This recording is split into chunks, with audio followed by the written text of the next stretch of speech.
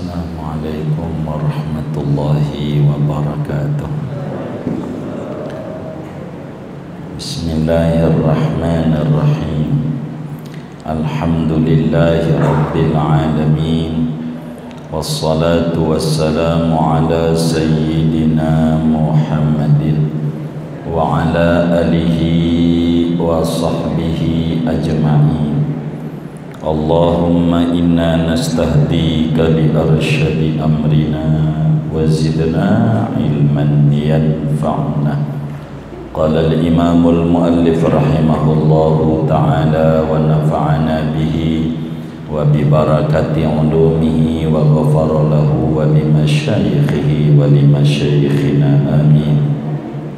Qauluhu betul, halaman berapa? 99. Qauluhu wa wada'a kaffaihi ala fakhidaihi.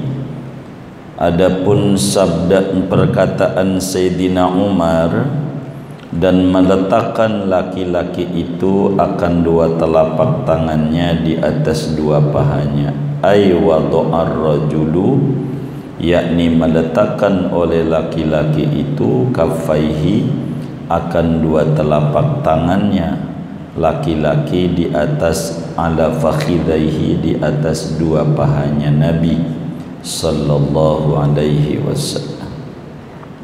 Wa fa'ala dzalika lil isti'nas bi'tibari ma bainahuma minal unsi fil asli hina ya'tihi bil wahyi.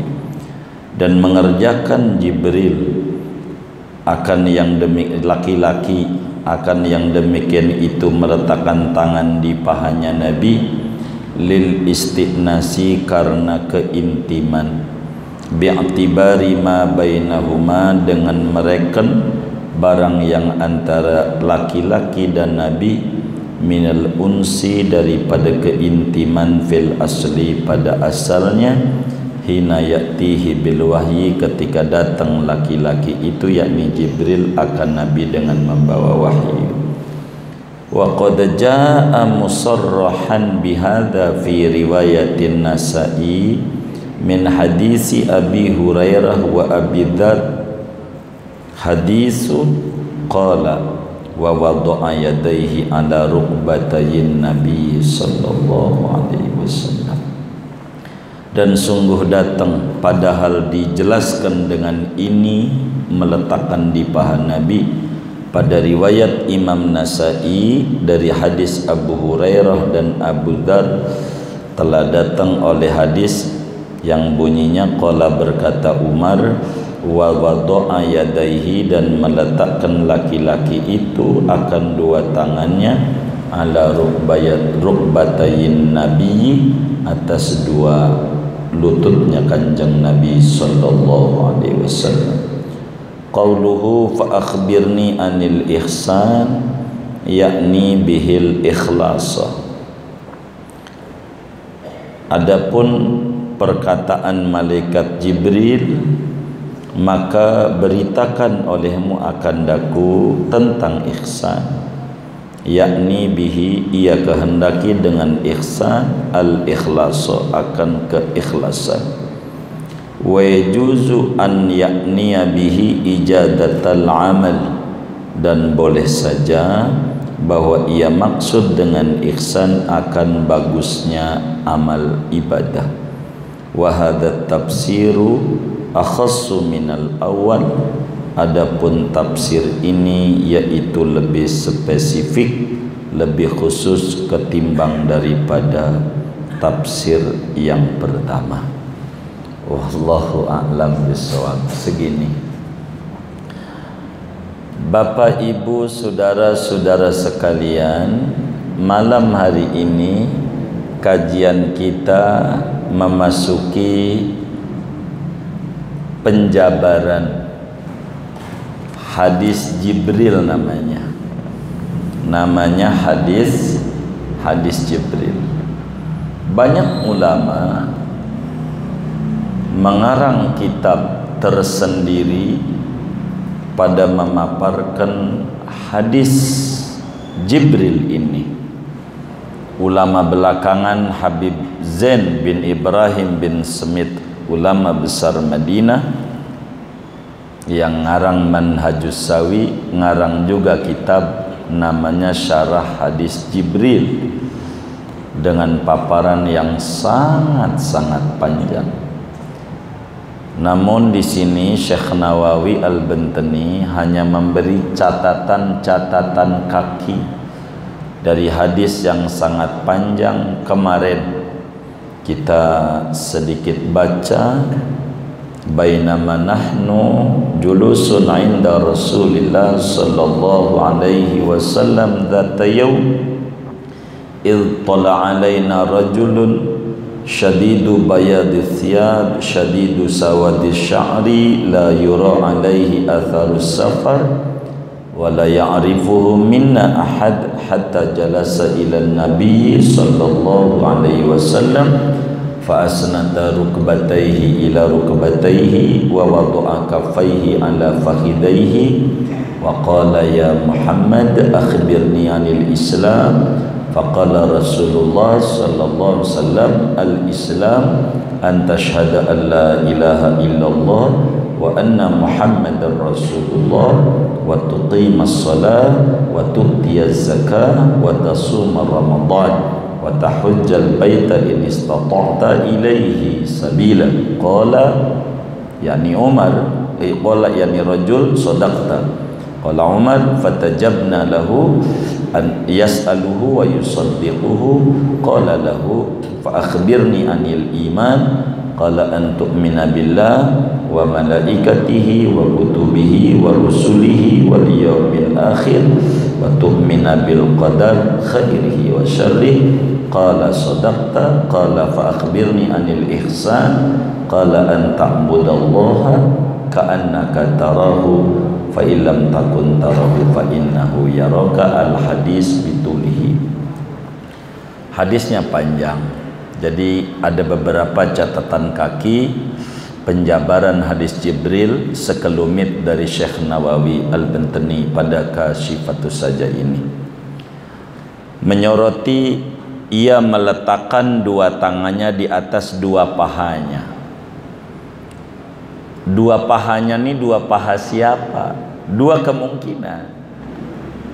Dua pahanya tuh maknanya paha sendiri, bisa saja paha Nabi. Dua-duanya masuk. Begitu. Tapi kata Syekh Nawawi tidak. Ini maknanya ketika Jibril datang menyerupai sosok laki-laki yang tidak dikenal oleh para sahabat, ngadep kepada Rasulullah, datangnya belakangan, duduknya paling depanan, bahkan adep-adepan dengan Rasulullah sallallahu alaihi wasallam. Ini orang yang asing ini, yang heran-heran para sahabat, dikata orang dekat rapi, dikata orang jauh dikata orang jauh rapi, dikata orang dekat nggak ada yang kenal. Begitu. Dia duduk di hadapan Nabi, lalu tangannya ditempelin di paha Nabi. Kalau ditempelin begitu kan orang paling akrabnya orang. Kalau udah kayak begitu, nggak mungkin. Tapi kok kita kagak ada yang kenal gitu. Tapi mereka itu di majelis itu diam. Apa yang terjadi kalau Nabi tidak bilang dia diam. Itulah para sahabat adabnya bersama Rasulullah sallallahu alaihi wasallam. Jadi Syekh Nawawi mentafsiri ia meletakkan tangannya di pahanya. Di pahanya siapa? Kata Syekh Nawawi, tafsirnya laki-laki itu, yakni Jibril, nanti di ujung hadis kan udah kita bedah, itu meletakkan di pahanya Nabi. Tangannya, ini paha Nabi digini-giniin, diusap-usap dua-duanya. Lalu ditanya, kenapa begitu? Kalau di paha sendiri udah maklum, di paha sendiri berarti adab duduknya rapi, nggak kayak kita goyang-goyang, kadang sila, kadang belonjor, kadang sila, kadang belonjor, goyang-goyang, mu'rab, tidak mabni. Ini enggak, dia tangannya ditaruh di pahanya. Itu tafsir pertama. Tapi Syekh Nawawi bilang enggak begitu tafsirnya. Dari hadis yang begitu banyak ulama hadis menyoroti hadis ini.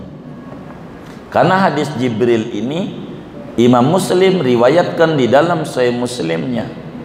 Juga Imam Tirmidzi di dalam Sunan Tirmidzi-nya.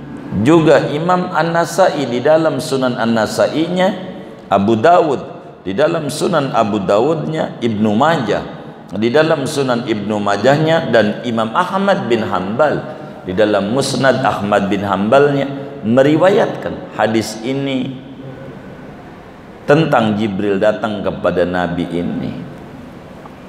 Lalu pertanyaannya, bila tangannya Jibril itu ditaruh di paha Nabi yang menyerupai laki-laki asing, untuk apa?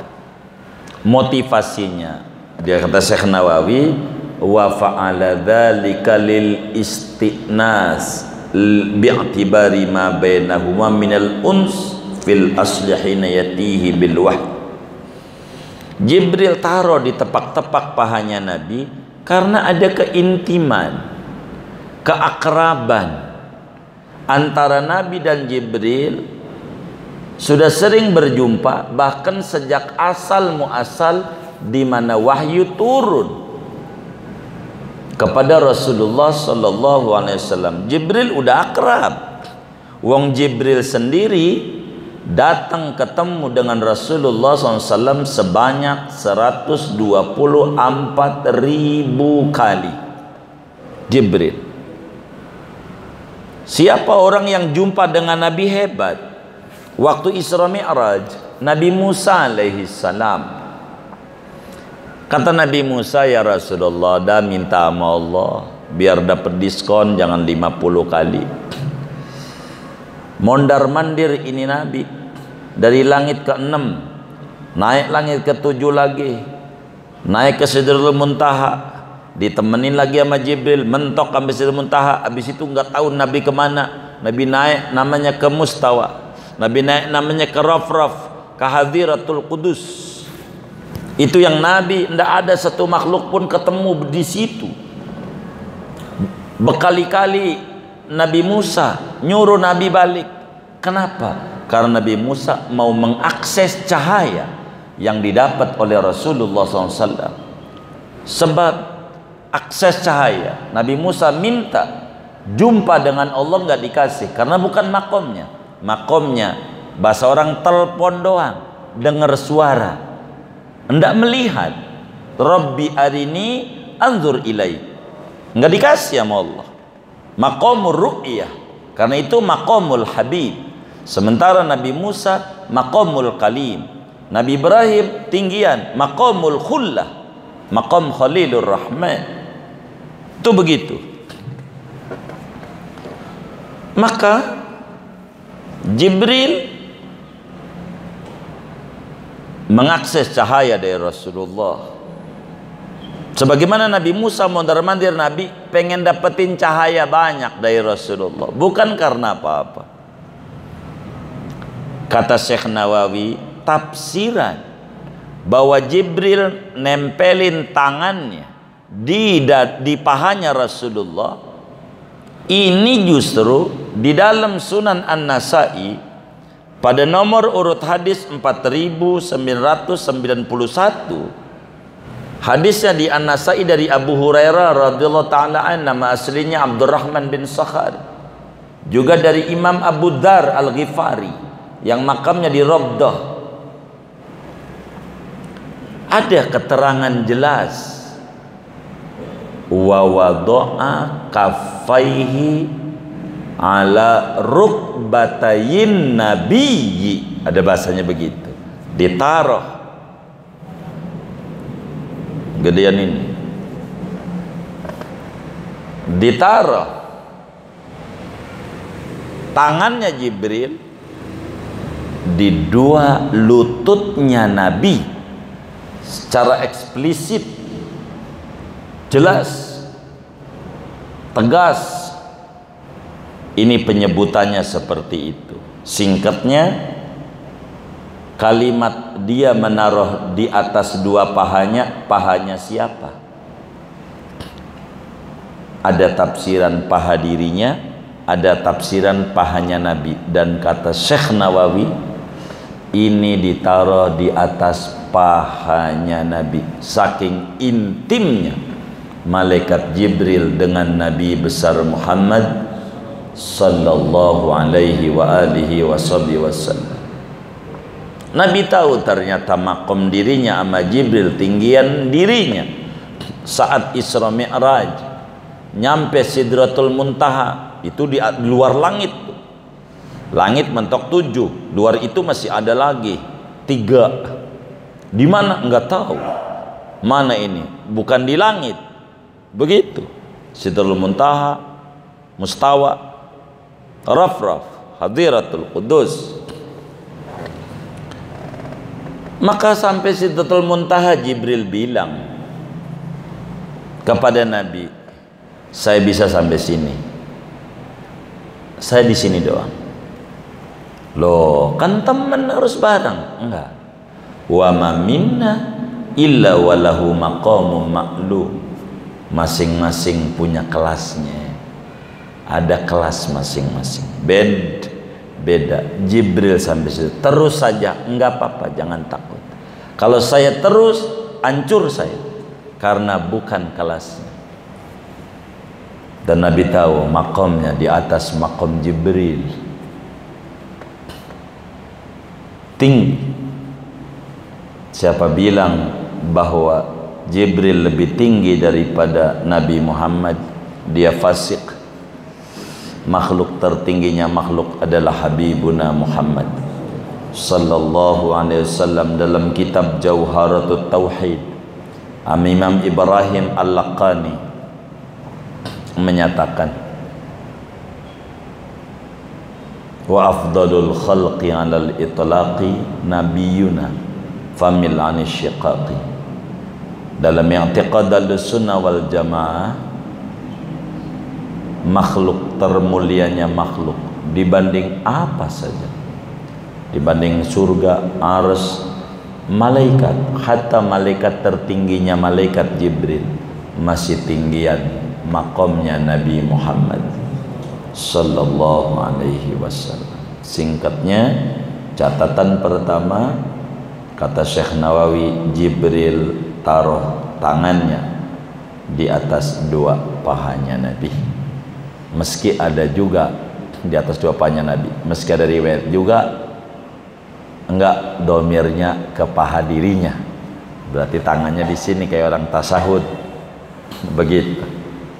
Kata Syekh enggak, karena ada riwayat yang lebih kuat dari tafsiran Umar, Abu Hurairah dan Abu Dzar, jelas sampai ke situ.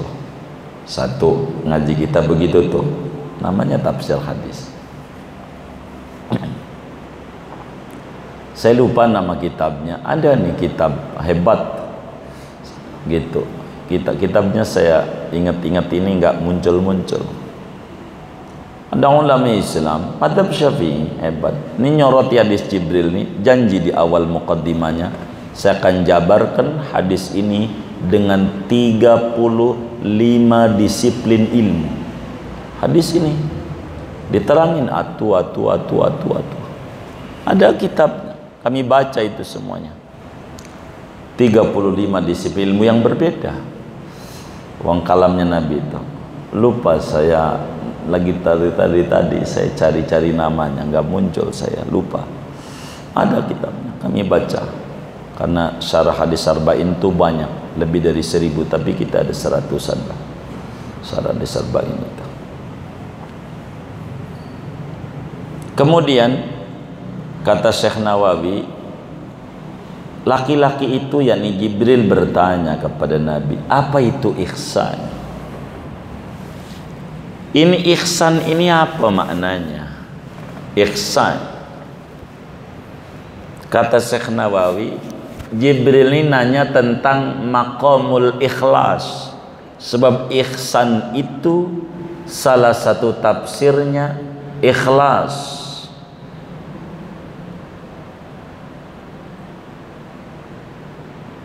Sementara dalam hadis yang di atas, jawabannya Nabi itu, kau beribadah kepada Allah seakan-akan kau melihat Allah. Bila kau tak bisa, yakini Allah melihat kau. Ihsan ini apa gitu?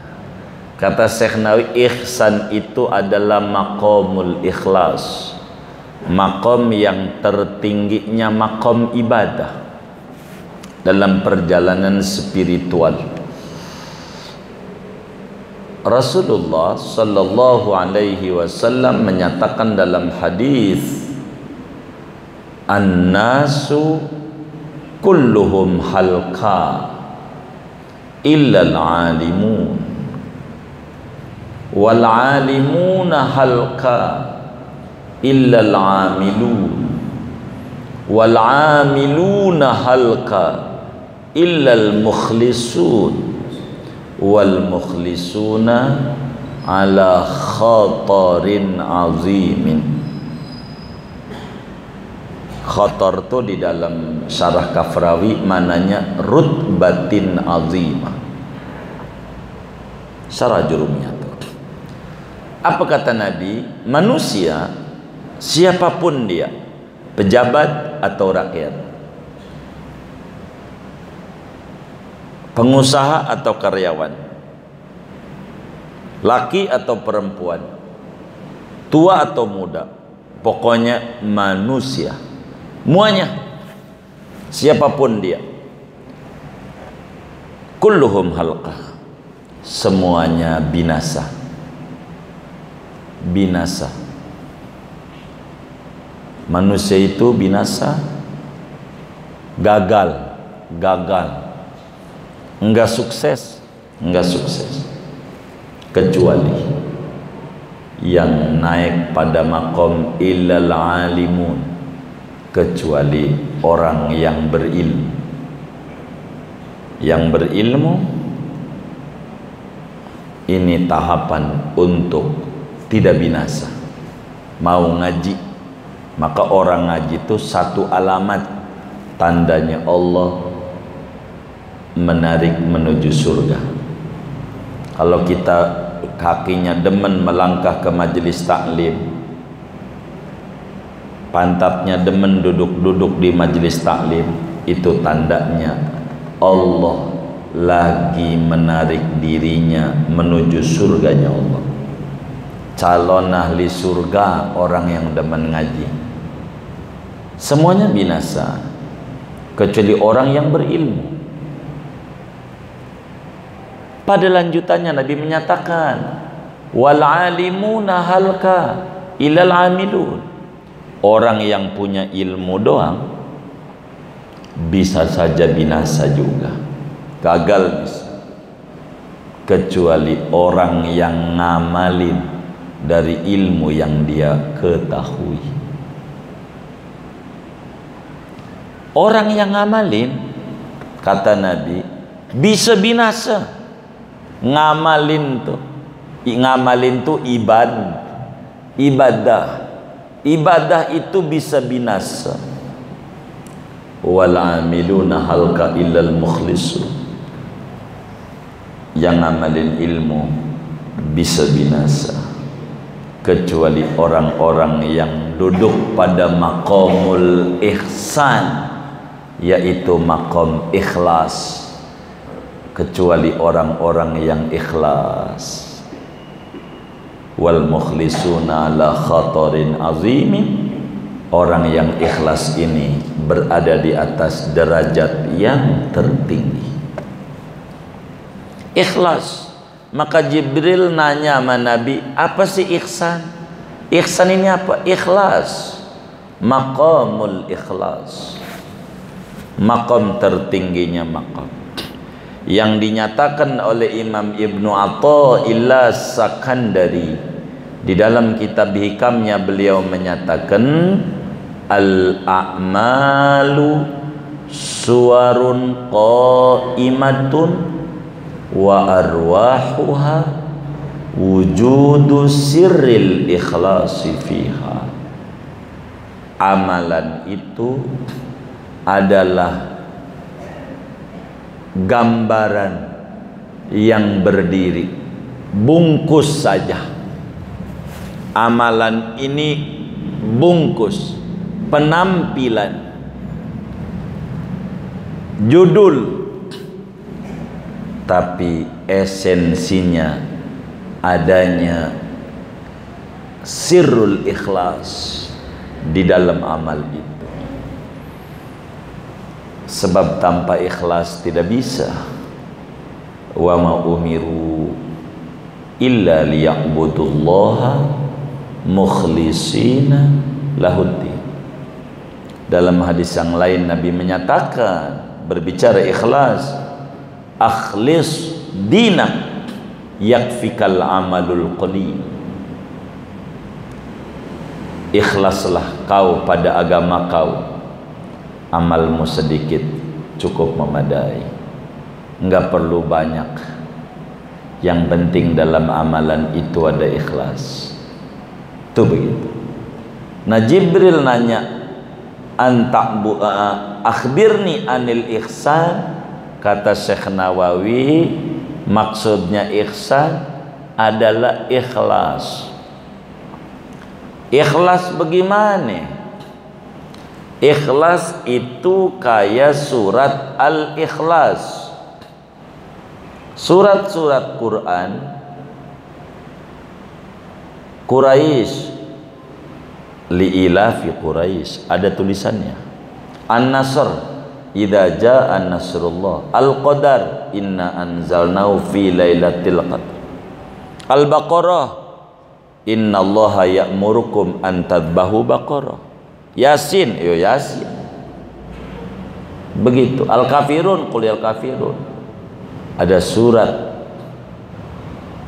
namanya surat Al-Ikhlas, tapi tidak ada dari awal ayat sampai akhir kata-kata ikhlasnya. Qul huwallahu ahad, Allahus samad, lam yalid wa lam yulad wa lam yakul lahu kufuwan. Ikhlas enggak ada, enggak ada di mana. Jadi ikhlas itu kayak surat Al-Ikhlas, enggak ada sebutannya. Kalau masih disebut, belum sirrul ikhlas.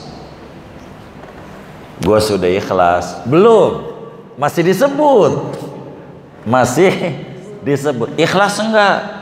Gua ikhlas, belum. Karena ikhlas ini enggak perlu disebut, enggak perlu disebut-sebut. Itu namanya ikhlas kelas top markotopnya.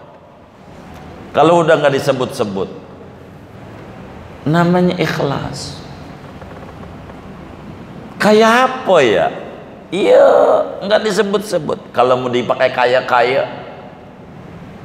kencing, itu ikhlas. Yang paling tingginya, kayak kencing.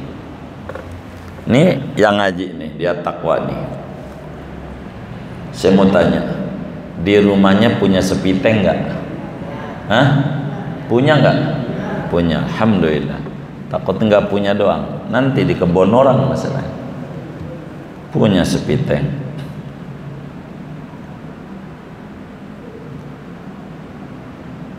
Kan tiap hari kencing juga ya kan? Yang saya mau tanya begini, nih sampai nih malam nih 2023, saudara pernah ngitung nggak kencing saya yang udah dalam sepiteng nih berapa liter ya? Pernah ngitung nggak? Enggak pernah. Ada nggak rencana pulang ngaji nih pengen ngitung-ngitung di hatinya? Ada nggak? Ikhlas. Ikhlas itu begitu. Ikhlas yang sudah keluar, sudah cut, itu namanya ikhlas. Jadi kayak apa?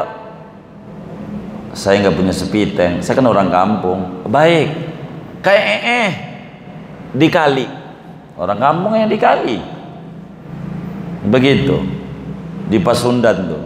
Nah, kali aja dia di batu dia itu nggak dipikirin tuh nabrak batu, nyangkut di pohon, larinya kemana, dipikirin nggak? Itu ikhlas. Tuh ikhlas. Namanya maqamul ihsan. Begitu. Gue sudah ikhlas? Belum. Karena masih disebut. Itu ikhlas kelas top markotopnya. Tuh begitu. Sudah yang sudah. Ikhlas. Ada anak muda. Gue sih ikhlas, cewek gue diambil dia, tapi dia omong lagi. Terus kagak ikhlas. Gitu. Begitu. Mulut doang. Nantinya malamnya meremelek nih. Ngapa ya gue udah baik banget diambil dia. Miring ke kiri. Tuh begitu. Mana parah lagi. Yang dipikirin bini orang enggak? Kalau dikawinin sama orang, berarti yang dipikirin bini orang. Kan parah banget. Mikirin bini orang. Kalau ikhlas udah kan begitu. Nggak mau nikah, nggak ada. Saya ngeri. Begitu. Saya pernah dulu punya cewek, tapi ninggalin saya. Ini namanya orang jahat. Menyamakan semua cewek kayak mantannya dia. Jahat nggak? Suudzon nama Allah yang kayak begini. Nanti nggak menikah karena dia menyamakan semua orang sama.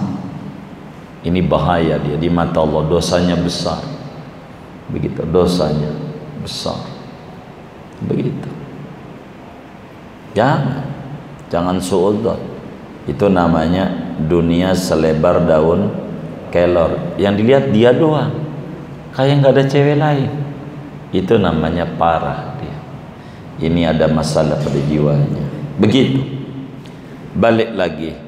Ihsan, kata Syekh Nawawi, maknanya ikhlas. Ikhlas.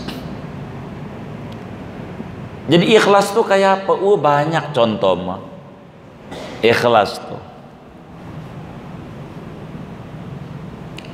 kayak penggembala kambing. Kalau kita sudah masuk pada kayak penggembala kambing, maka berarti kita masuk pada maqamul ihsan. Ikhlas. Ada seorang penggembala kambing, zuhur dia sholat, dengar adzan, kayak atau lihat matahari di tengah-tengah hutan, ngangon kambing. Udah zuhur kayaknya, kata dia gitu. Maka dia wudu, sholat qobliyah zuhur 4 rakaat, lalu sholat zuhur 4 wiridan, lalu sholat ba'diyah zuhur 4 dengan surat yang panjang-panjang bacanya. Dia sholat di depan kambingnya dengan sholat yang sangat bagus ini. Kira-kira si tukang ngangon kambing nih, ada nggak di hatinya pikiran pengen dipuji kambing? Ada nggak? Kenapa nggak ada? Kenapa nggak ada? Kenapa nggak ada? Karena dia paham ini kambing kagak punya surga, kagak punya neraka. Ngapain pengen dipuji sama makhluk Allah yang surga nggak punya, neraka nggak punya? Maka dia sholat bagus, pengen dipujinya sama yang punya surga. Itulah ikhlas. Nggak ada kerinduan sedikit pun pengen dipuji oleh ciptaannya. Ini namanya disebut maqamul ihsan, kata Syekh Nawawi. Ihsan. Kedua, boleh saja yang ditanyakan oleh Jibril tentang ihsan, tafsirnya wa yajuzu an ya'niya bihi ijadatal amal. Boleh saja makna ihsan di sana bertanya bagaimana cara membaguskan ibadah. Jadi ihsan itu maknanya ikhlas, yang kedua ibadah. dengan terbagusnya ibadah. Begitu. Karena ibadah harus bagus. Ini namanya disebut husnul adab. Sholat pakai kaos oblong jadi, kaos partai jadi aja, begitu jadi aja. Tapi kurang adab, kondangan aja nggak mau, pakai baju sembarangan. Kalau kondangan tuh pakai baju, sekenanya pemilih-milih. Saya tanya bininya aja dah kalau kondangan, bininya nih yang ngaji nih. Kebiasaannya kalau kondangan tuh bajunya sekenanya apa milih-milih? Milih-milih. Sebentar apa lama? Tuh Bu, saya tahu dari lakinya lama katanya. Begitu, milih-milihnya. Padahal udah milih-milih lama juga nggak ada yang nanya juga, kagak. Begitu, lama. Kenapa? Penampilannya biar bagus. Itu buat pengantin. Tapi kalau buat sholat ngadep Allah, kira-kira sekenanya pemilih-milih. Yang bener nih. Waduh, kayaknya Tuhan sama pengantin tinggian. Nah, ini nggak beres nih. Belum masuk pada ijadatul amal, memperbagus ibadah. Ibadah ini harus bagus. Dan ini namanya ibadah bagus tuh makomnya ihsan. Ibarat kita mau ngelamar atau mau besanan, kan pisang itu ditenteng aja pakai tali rapia, pisang barangan, tali rapia, jadi enggak? Jadi, tapi ditaruh di buket, dihias-hias, itu namanya ijadatul amal. Begitu. Maksudnya biar penghormatan. Itu begitu. Ibarat baca sholawat sambil nonton TV jadi, sambil tiduran jadi, sambil belonjor jadi, jogging jadi. Tapi kalau pengen bagus mau sediain waktulah, barang 5 menit duduk di sajadah, muji-muji Rasulullah sallallahu alaihi Muhammad sallallahu alaihi Muhammad sallallahu alaihi. Waktu khusus, enggak sambilan. Sebab orang minta duit sama orang tua aja kalau sambil lewat, mah bagi duit sambil jalan aja. Dibagi enggak? Dibagi enggak? Emang apa? Enggak serius. Jadi kalau baca sholawat, duduklah sambil serius. Bentar, serius. Kayak enggak serius. Baca sholawat suruh 3.100 baru 100, masih 3.000, hitung-hitungan. Ada nggak yang kayak begitu tuh? Saya curiga mendengarnya ini. Gitu. Jangan hitung-hitungan sama Allah. Baca aja. Makanya yang enak digelapin kamarnya. Dilihat 6.000, bagus. Begitu. Itu yang baru juga 3 kali. Diintip lagi, handphonenya pakai senter. Ya Allah, ini nggak bener ini. Baca aja, jangan itu, baca aja. Begitu. Namanya belum ijadatul amal, belum memperbaiki, membaguskan ibadah. Ibadah ini kudu bagus. Namanya tahsinul amal, kudu bagus. Motong kuku bagus, tapi kalau ngikut Nabi ijadatul amal. Ke masjid bagus, tapi kalau ngikut Nabi masuknya kanan dulu, tuh doa, Allahumma firli dunubi waftahli abwaba rahmatik, ijadatul amal. Begitu. Bila tafsirannya ini ijadatul amal, ini tafsir lebih khusus lagi dari yang pertama. Karena ikhlas kelasnya macam-macam. Ada ikhlasnya kita orang awam. Ikhlasnya. Apa ikhlasnya awam? Yaitu ikhlas karyawan. Namanya ikhlas awam. Maqam ilmul yaqin, maqam ikhlas ilmul yaqin, kelas awam. Apa itu?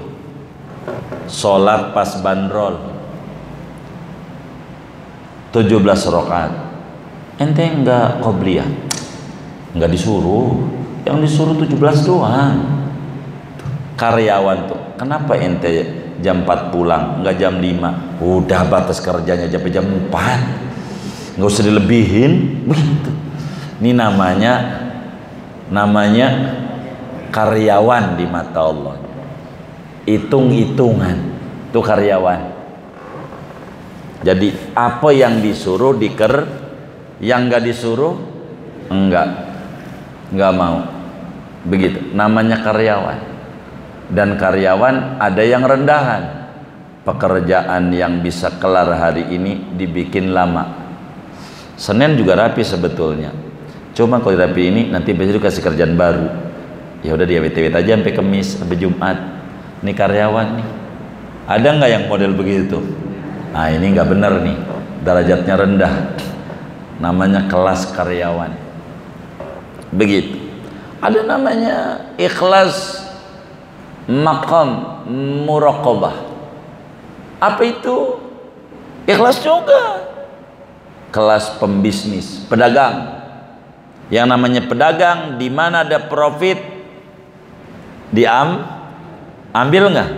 Ambil. Di mana ada untung, ambil. Itu pedagang. Ini sholat sunat nih, ganjarannya gede. Diharamkan masuk neraka ini dengan ba'diyah ini 4 nih, kerjain. Itu namanya pedagang. Ini duha ini bisa memasukkan ke surga lebih cepat, kerjain, nggak hitung-hitungan. Namanya pedagang, selalu mencari keuntungan. Dan yang tertinggi ikhlas hakul yakin, yaitu ibadah orang merdeka hanya karena hobi, pokoknya kerjain aja. Urusan gaji nanti dah, yang penting kerja aja, nggak mau dipikirin. Kata Messi, Lionel Messi, mau digaji ke mau kagak ke, yang penting ke mau hobi sama bola. Ikhlas, udah nggak mikirin. Tapi manusia kan punya akal, akan ada penghargaan itu, tapi tidak memikirkan penghargaan. Kalau sudah hitung-hitungan dengan penghargaan akan menjadi repot. Begitu hidup. Maka kenapa Nabi itu sholat nyampe kakinya bengkak segala macam? Enggak memikirkan penghargaan, hobi aja, ngerjain yang dicintai Tuhan. Tuhan itu cinta ketaatan, maka apapun jenis ketaatan dikerjakan. Mikirin surga kagak, terserah mau surga mau kagak kagak, yang penting ibadah. Tapi kita nggak bisa masuk makom ini karena ada tingkatan. SD dulu, SMP, SMA, kuliah, S1, S2, S3, begitulah rumusnya. Nggak bisa. Gosok ide ikhlas banget, kagak bisa juga. Kudu ngaji dulu, demen majlis taklim, terus demen ibadah, baru ngomongin ikhlas. Ibadah kagak, ikhlas. Nah ini mah kagak jelas. Maka yang disebut ikhlas kata Syekh Nawawi, ijadatul amal. Amal ibadahnya makin hari makin bagus, makin cakep, makin luar biasa. Itu namanya maqamul ihsan, yang ditanya oleh malaikat Jibril kepada Habibuna Muhammad sallallahu alaihi wasallam, akhbirni anil ihsan. Begitu. Inilah dua catatan kaki dari hadis Jibril yang disampaikan oleh Syekh Nawawi, mendalili betapa kitab Safinatun Najah kitab hebat karena tuan musannif telah menyusunnya dengan menyebutkan rukun Islam, rukun iman, yang di dalamnya terkandung berbagai macam ibadah zahir dan ibadah batin. Dan ini pengambilannya dari hadis Jibril ini, saudara. Inilah sekelumit dari apa yang kita bedah pada malam hari ini. Mudah-mudahan dapat difahami, Allah beri kita ilmu yang manfaat. Amin ya rabbal alamin. Ada yang ditanya mungkin dari materi ini atau di luarnya? Sebelum doa dipersilakan. Kami persilakan